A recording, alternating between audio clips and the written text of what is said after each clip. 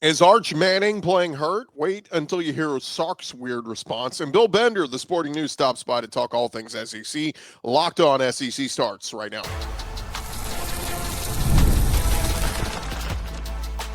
You are Locked On SEC, your daily podcast on the Southeastern Conference. Part of the Locked On Podcast Network, your team every day. And what's up, everybody? Welcome into Locked On SEC. It's great to have you guys along. I'm Chris Gordy. Thanks for making Locked On SEC your first listen every day. Shout out to our everydayers. We're free and available wherever you get your podcasts and on YouTube. Part of the Locked On Podcast Network, covering your team every day. And today's episode is brought to you by FanDuel. Football season is here.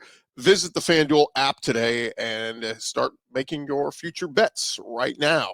All right, we got to jump right into it as we go around the conference. We got to start over at Texas as Arch Manning played very well for the Texas Longhorns on Saturday. The redshirt sophomore threw for almost 300 yards, 4 touchdowns as a passer, and added a rushing score as well against San Jose State. And despite the success, some people believing some of the clips, or really one clip from Saturday's game where it looked like Arch was writhing in pain, or at least uncomfortable as he delivered a errant pass. And Steve Sarkisian adamant that Arch Manning is not hurt. He addressed the speculation on Monday morning with kind of a weird press conference quote. A reporter said Monday that Manning appeared to be having throwing pains. Sark cut him off and said, according to who? And he said, Arch. Sark said, Arch said that to you? And the reporter said, no, I haven't spoken to Arch. But Sark went on to say, I've never filmed any of you guys when you're using the bathroom, so I don't know what faces you make when you're doing that. Weird response. Here is what it sounded like. Arch Manning seemed to be having some throwing pains by the According to quarter. who? Arch? Arch said that to you? No. Oh, according to who? It just looked like he was. He doesn't have any. Is there an explanation to why it looked like that? I don't know. I've never filmed any of you guys when you're using the bathroom, so I don't know what faces you make when you're doing that. So again, a weird response. The play in question, like we said, it was a play where Manning short hopped pass to Ryan Wingo on the TV broadcast. He appeared to grimace as he threw the ball. Manning was told after the game about the speculation on social media. Was asked if he was having any shoulder issues. He said, no, I've got to make that throw. Wingo was open, ran a good dig route. When asked if Manning was dealing with any injuries on Saturday, Sark said, I don't know, news to me. So again, probably something to just keep an eye on. It was just probably, one of those weird things that in the moment it maybe hurt to throw the pass, but no lingering injuries there or whatever, but certainly something we will keep an eye on. Now, other Texas news, running back Trey Wisner is doubtful to play in the game this weekend.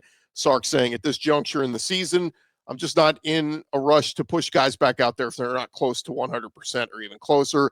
Just know how long it goes, and I know what it's going to look like in October, November, December, and hopefully January. Wisner, working through a leg injury, did not play in their home opener against San Jose State. Played week 1 against Ohio State where he rushed for 80 yards.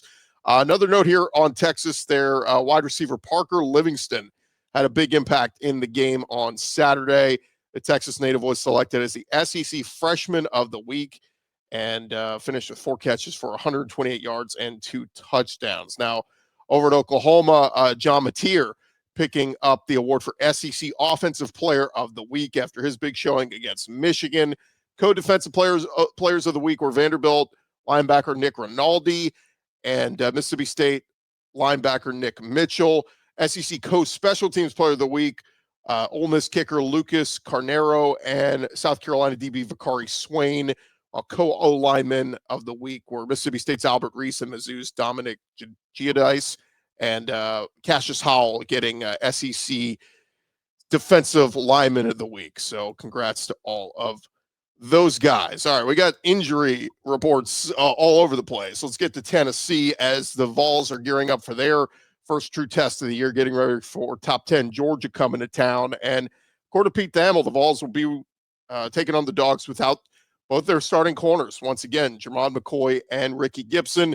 McCoy still coming back from that ACL tear he suffered back in January, while Gibson also missing an extended period of time, working back from an undisclosed injury he sustained week 1. Josh Heupel going to be forced to go with Colorado transfer Colton Hood and true freshman Ty Redmond in place of those veterans once again. Now, Hood has been very solid since taking over from McCoy, actually leading the SEC in pass breakup so far with 5, and Redmond looked good in his first career start this past week. So, look, big test against Georgia, and they got some pretty good wide receivers over there on the other side. All right, other news going on around the conference. How about over at Texas A&M? They got a scare Saturday when starting quarterback Marcel Reed left the game against Utah State after taking a hit on a scramble. He briefly went to the medical tent, later walked to the locker room, but Mike Elko said he's confident that his quarterback will be ready for Notre Dame this weekend. Elko saying Monday will be fine injury-wise. Marcel will be fine. Reed threw 3 touchdown passes, ran for another before leaving the game, and he is off to an outstanding start, throwing for 500 yards, 8 total touchdowns so far, and looking more and more like a passer, a legit passer, as opposed to last year where he was kind of just a running quarterback for much of the time. How about over at Auburn? Darrell Robinson going to miss some time due to a freak injury, according to Hugh Freeze, saying, quote, unfortunately, we lost Darrell for a period of time to a freak injury. He didn't even really know he was hurt after the game. Sunday morning, he had a collection of blood like I've never seen in all my years of coaching. We had to rush him to Birmingham to open it up, get the blood off of his leg, and they had to do a pretty good incision on it. So he's going to be out a little while. Robinson had over 700 yards and 8 touchdowns at UConn last season. And with Damari Alston still working back from a minor shoulder injury, Auburn's backfield looking like it will be all mostly Jeremiah Cobb this weekend as they take on South Alabama. Of course, they got some young guys in there as well, so expect some young freshmen to get an opportunity behind Jeremiah Cobb. Over at LSU, Brian Kelly giving an injury update on his injured guys. Starting center Braylon Moore, he says, is listed as day-to-day as he deals with a ankle sprain. I'm saying that they didn't think it was a traditional high ankle sprain. Kelly also adding Moore is questionable, could probably be by ends week before they make a decision on him. And then tight end Trey'Dez Green, according to Kelly, has a MCL sprain, but they kind of described it as mild and saying he is questionable for the Georgia game this weekend. On the other side for Florida, Billy Napier, LJ McCray, their edge, he is going to miss significant time, suffering a broken foot. It was a season debut after missing half of fall camp with a lower body injury. Came in the second half against USF, and he is going to miss some time and have foot surgery on that broken foot. So Gators losing a high-impact player like him is a blow to their pass rush. We'll see who emerges in his absence. Now, Billy Napier also addressing Brendan Bett, who spit on the USF team late in that game that led to the go-ahead game-winning field goal for USF. And Billy Napier said Monday he believes Bett is remorseful for the incident. Said he will also issue a personal apology to both the player he spat on and the USF program as a whole. He said, I think the kid is remorseful. I think he feels as if he let the team down. Napier also told reporters a decision for Bett's status against LSU has not been made. He said there will be internal discipline. So we'll see if Bett ends up serving a game suspension for that internally. Napier also asked if he is going to still continue to be the primary play caller for Florida now that most people are saying he is, quote unquote, on the hot seat. According to the Orlando Sentinel, Napier said he doesn't appear to have any interest in handing off his play calling responsibilities anytime soon, confirming he will still call plays. Over at Georgia, Kirby Smart praising his quarterback Gunnar Stockton as he prepares for his first big test of the season going into Knoxville. Kirby saying Gunner's going to be great, something that we practice for all year round, dealing with a rowdy environment. Don't believe in waiting until the week of the game. We do it in the spring. We do it in preseason camp, put a lot of pressure on the players in practice to communicate. So Gunnar Stockton ready for the moment. He was asked about Joey Aguilar ahead of the matchup against Tennessee. Kirby saying he's playing really efficiently, got great arm talent, really good athlete. He's been very, very impressive in the 2 games that they have played. And then lastly, Mississippi State, they were fined for rushing the field after the Arizona State win. SEC announcing getting fined $500,000 for rushing the field. So Jeff Lebby and team, they will host Alcorn State this weekend. So a little bit of a respite for them to get ready. All right, thank you guys for making Locked On SEC your first listen every day. Coming up next, Bill Bender of the Sporting News will join us. You don't want to miss that.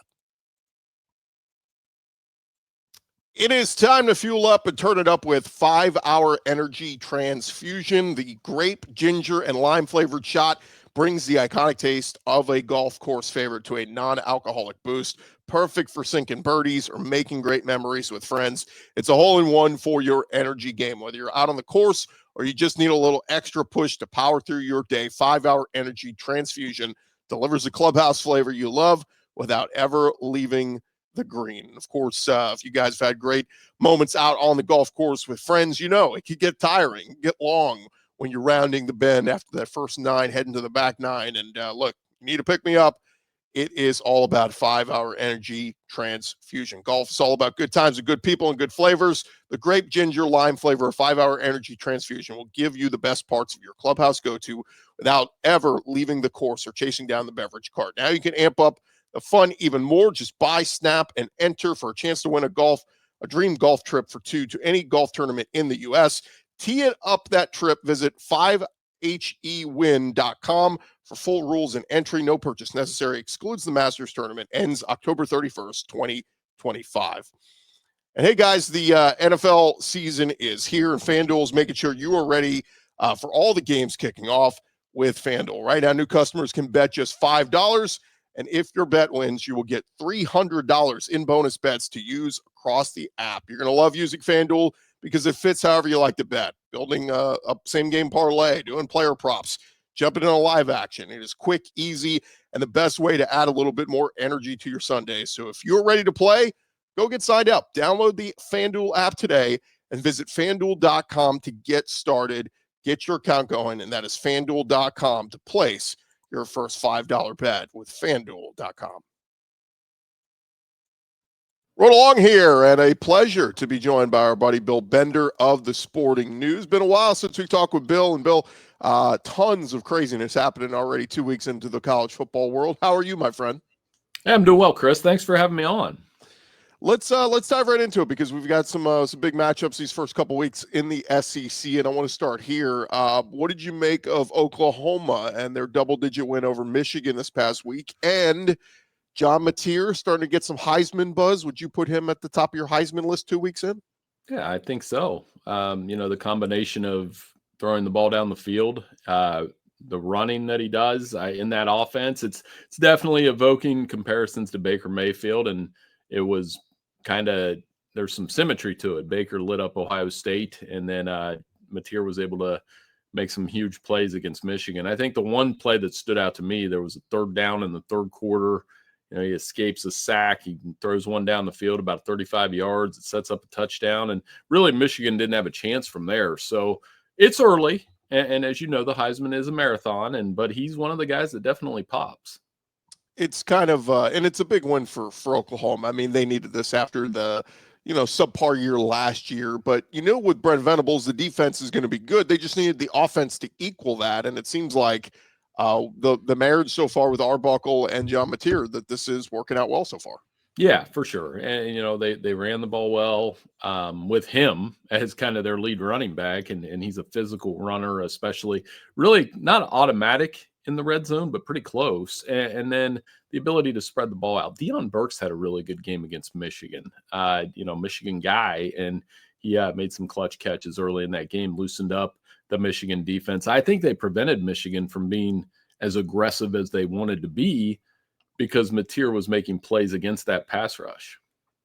If you're a team playing Oklahoma, you mentioned Mateer and the running ability. Do you try to take that away and force him to stay in the pocket and throw? Because, again, he looks like a pretty good passer so far. Well, I mean, so far, so accurate. So, I mean, again, just 2 games, and they'll play Temple this week, and that's an odd road game on the schedule. But, they beat Temple, I think it was 52-3, 55-3, something like that last year.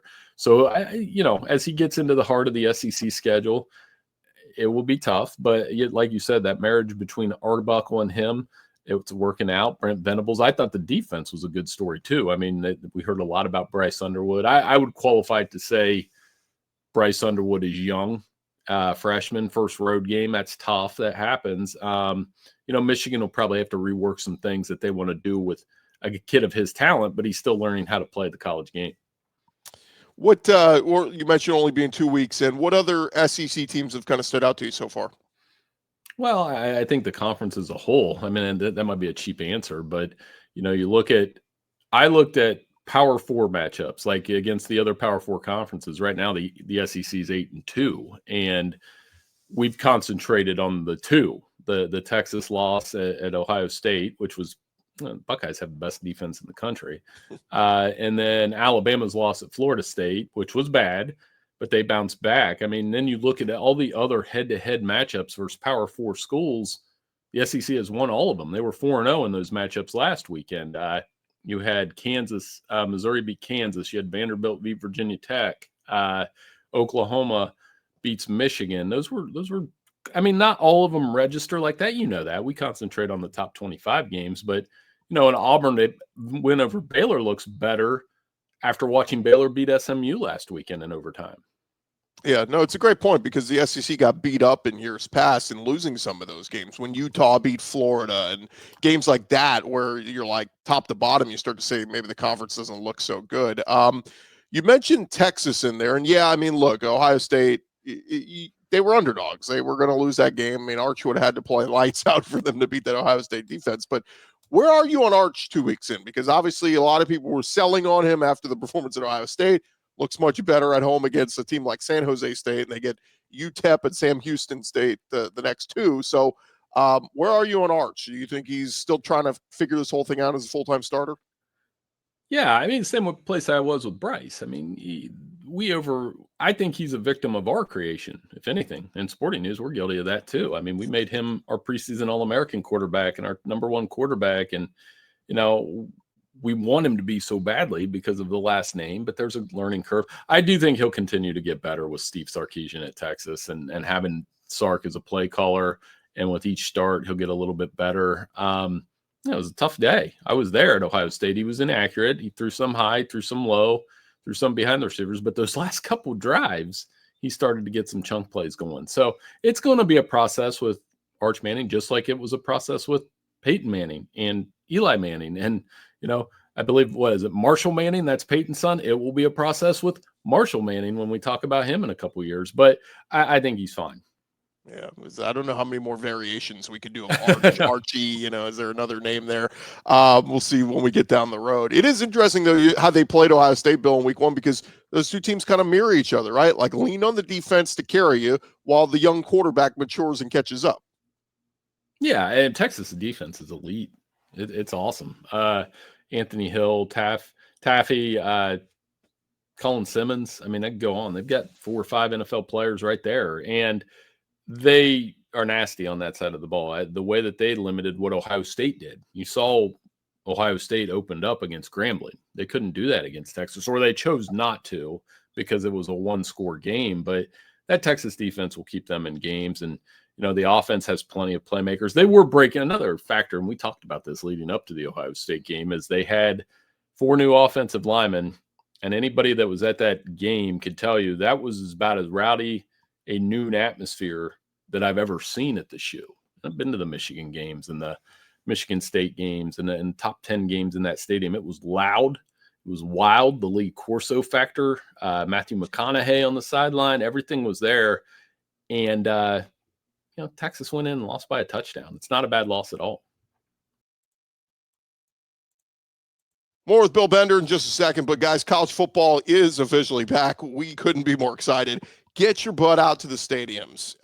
Look, getting tickets to games can feel more like a battle than the game itself sometimes. Endless queues, hidden fees, prices jumping up at checkout. That's why you need to check out our friends at Game Time, the app that gives the advantage back to fans. It's the easiest way to score last-minute tickets at the best prices with no surprise fees. What you see is what you pay.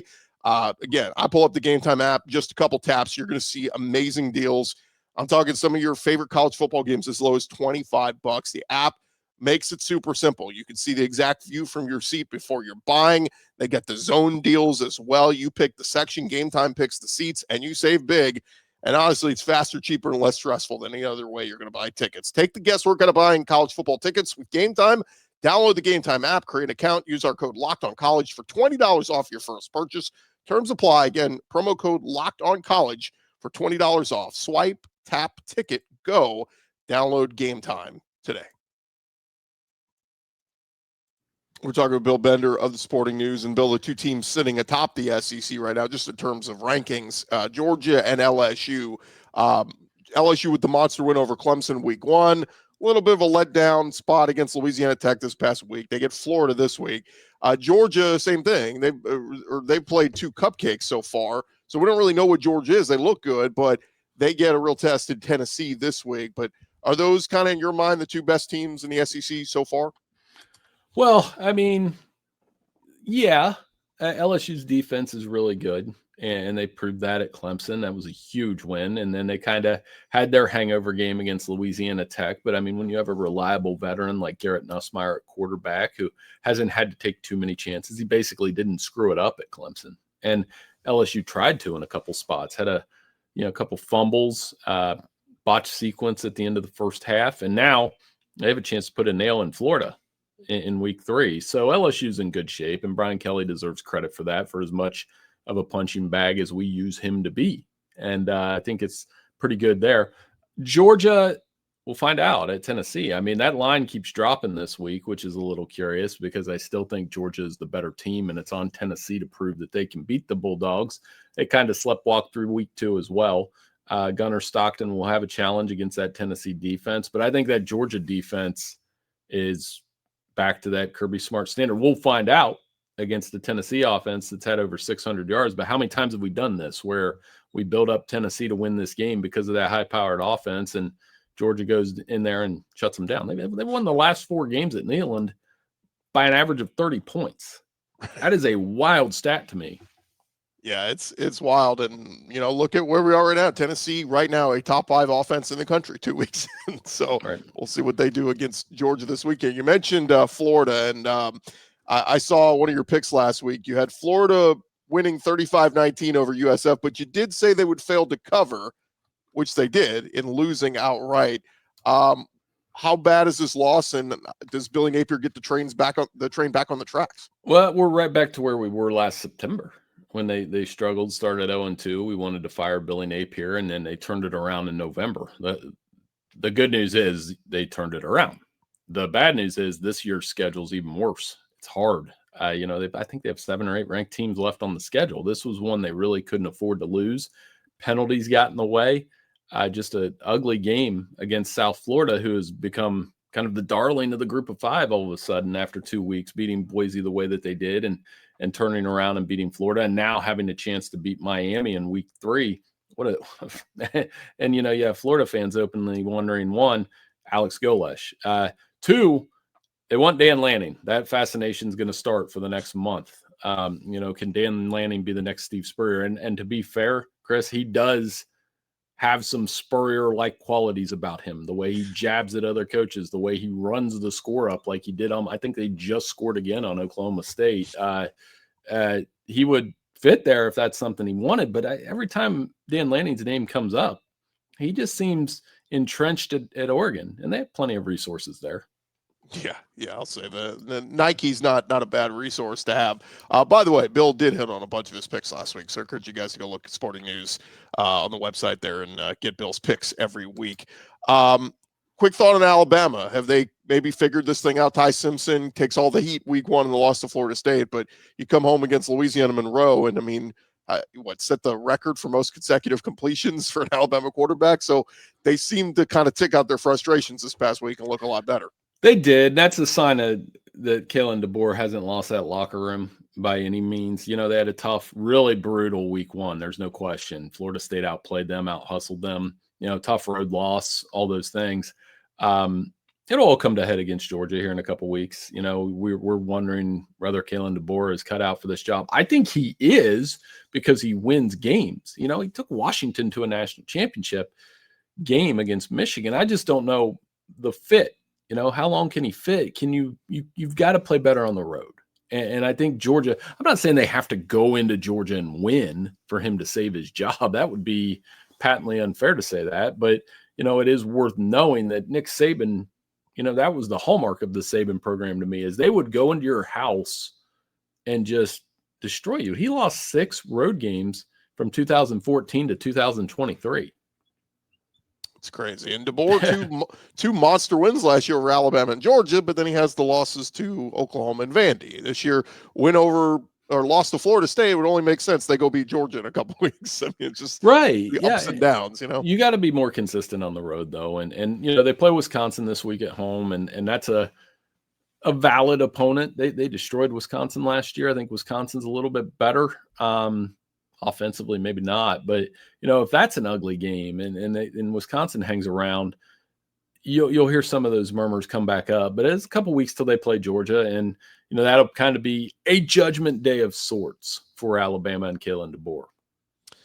Bill, we saw Mississippi State with a monster win over Arizona State this past weekend, and then we see Kentucky go toe-to-toe with Ole Miss. And I say all that to say, who in your mind is the worst team in the SEC right now? Because they all look pretty good top to bottom. Right. I mean, even Kentucky played with Ole Miss. I mean, you probably have Kentucky near the bottom because, you know, they barely beat Toledo, but they hang with Ole Miss, and they're going to be in games. You know, we have our 1-to-136 coming out this week that we do every week. All 16 teams are in the top 50. You know, so there's no question this is the best conference in college football because of that depth. And, you know, Mississippi State was a huge win. And I was chuckling last week when you had the cowbell videos of like there are going to be more than 2 or 3 cowbells out there. It was, and the way that they got off to the fast start and the fun ending to that game, what a back and forth it was with Arizona State. But again, it kind of brings what we're talking about full circle. 8-2 against other Power 4 conferences and the other Power 4 conferences. And they really 4-1, I believe, against the ACC. The only loss, of course, was Alabama. Otherwise, they've won every other game against the ACC. Haven't lost to the Big 12. Got the one loss to the Big 10, but that's Ohio State. Ohio State's basically an SEC school anyway. So, I mean, it definitely has been a strong first couple weeks for the SEC. And when they talk about SEC bias, I always have to say there's maybe a little inherent bias in how we do rankings and those kind of things. But when you see those numbers and all those head-to-head games, then it's hard not to draw that conclusion that they should have the most ranked teams. Yeah. And by the way, I talked to somebody who was in Starkville over the weekend. They said, I've been to a ton of big games. That was the loudest they've ever heard Starkville. They're in Starkville. So credit to the fans for bringing the cowbells and being loud. Talking with Bill Bender from Sporting News. Last thing for you, Bill. Saw your latest playoff projection up there at Sporting News. You got several SEC teams in there. You got LSU and Georgia in there as 2 top 4 seeds getting that bye. And then you've got South Carolina and Texas in there. Still feeling pretty good about these picks? Oh, yeah, that looks completely accurate to me. I don't think there'll be any holes in that by the end of the season. No, I mean, we do that each week, and it's fun to see. I always treat it like, yes, it's projecting, but it's kind of like where we're at right now. This is what it would look like today, and these are the teams in. I do think if Texas A&M beats Notre Dame on Saturday, that kind of takes Notre Dame off the board. I think it would be very difficult with a 10-2 Notre Dame team to get in the playoff, knowing that they lost to Miami and Texas A&M right out the bat, which in theory are their 2 toughest games. So if Notre Dame wins and keeps doing what they're doing, the SEC and the Big Ten are going to wrangle about which one gets 4 teams and which one gets 3. Right now, the SEC has 4.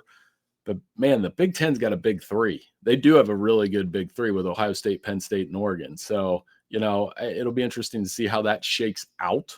But comfortable with it so far. And kind of like we're at South Carolina, big game for them against Vanderbilt. Who knew that we would be excited about Lenore Sellers and Diego Pavia in week 3? But I certainly am. Yeah, no doubt. And look, if we're living in the moment, I might flip Oklahoma, put them in over South Carolina this week. But again, that could change week to week. Any chance you think SEC gets 5 in?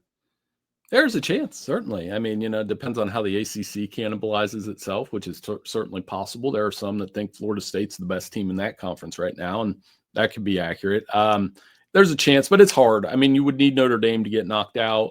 You would need the ACC and the Big 12 to be 1-bid leagues, and then you would probably need the middle class of the Big 10 to cannibalize itself, because I do like that Big 3, and I like Illinois right now. I like what Brett Bielema – I mean, that was that was another one of those games that we didn't get a ton of attention, but to go down to Duke, where after 1 week after Darian Mensah threw for 389 yards and just destroy them, that was a big statement win for the Illini heading into Big Ten play.